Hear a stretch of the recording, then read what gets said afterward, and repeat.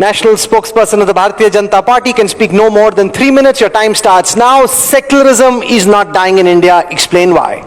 Members of the jury, this August gathering, the opposition argues that secularism is dying in India. I want to give you a sad piece of news. Nehruvian version of secularism is dead, and I've worn black clothes so that I can reiterate that the pallbearers of Nehruvian secularism ought to know that it's never coming back. That secularism which says that women and men can't have equal rights in the name of personal laws from Shah Banu to triple talaq is dead. That secularism which says that the Uniform Civil Code should not be applied and a 9-year-old girl should get married to a 60-year-old who has 3 wives is dead, and it's never coming back. That secularism which says that Tazia should come out on the streets but Durga Puja, Visarjan Yatra should not till the time the High Court has to intervene is dead, Riju Datta. And that secularism which says that the partition was secular but the CA law which was committed by Mahatma Gandhi to get the refugees back from Pakistan and Bangladesh is communal is dead. Today I ask only one question, it's Ramzan. Ya Allah, mujhe is Nehruvian secularism se kya mila?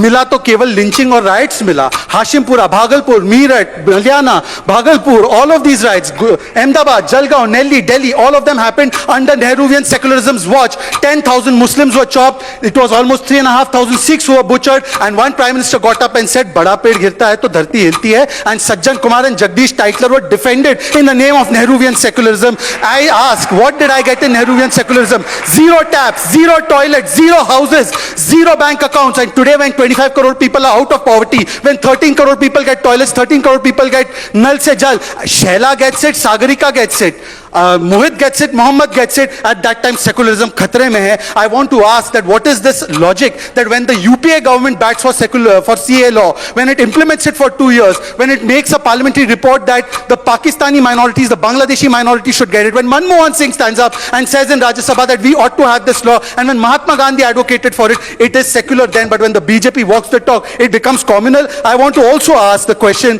that today abusing Sanatan, you said kicking a Namazi, Ashutosh, abusing Sanatan and saying Sanatan should be eliminated. Udayanidhi Stalin said it, High Court, Supreme Court came down heavily on it. That is secularism. But kicking a Namazi is communalism. Nobody justifies that. But I ask you today, when Ram Mandir is abused, when Ramcharitmanas is abused, and if I say Sar Tan Se Juda Mat Bolo, then I am communal. But Udayanidhi Stalin saying that Sanatan should be eradicated is becoming secular. This is the double standard. Your hypocrisy should be dead. Actually, when I go to a iftar party wearing a topi, I'm neither a rosadar nor a Muslim, and I go to a state-sponsored iftar party, that is secular. But if a practicing Hindu does the Anushthan and goes to the Ram Mandir Prat Pratishtha, that becomes communal. And to answer Swapan Das Gupta, India or Bharat was not secular because of the addition of a word in the preamble. Bharat was not secular because of some Nehruvian concept of secularism. Bharat has always been secular because Bharat has a majority of Hindus, and the Hindus of this country are secular. And as long as the Hindus will be secular, Bharat will be secular. Nobody can take that away from us. Long live secularism.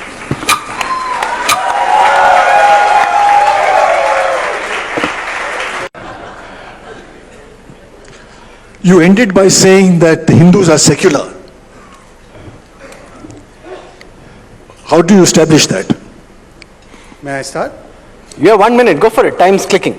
Much before the preamble had the word secularism inserted in it, at the time when half of the opposition was in jail at the peak of emergency, thousands of years before that, the Parsis, a community that I am very close to, landed up on the coast of Gujarat, and they asked if they could have refuge here facing persecution from the planet they came from, and the Indians, Hindus, gave them refuge. In the entire world, the Jews were persecuted, especially in Western educated Europe, but the only land, the only bhumi where the Jews were not persecuted in any point of their history was the land of Bharat, and this was thousands of years ago. And therefore, India is secular because yahan ka swabhav, yahan ka janmanas secular hai. This is our existence. It is not a creation even of one word in the constitution. It is not the creation of some anglicized model of secularism that was imposed upon us. It is exactly how you are, and therefore even if though I am a Muslim, I start my day saying, Ram Ram ji, kaise ho aap?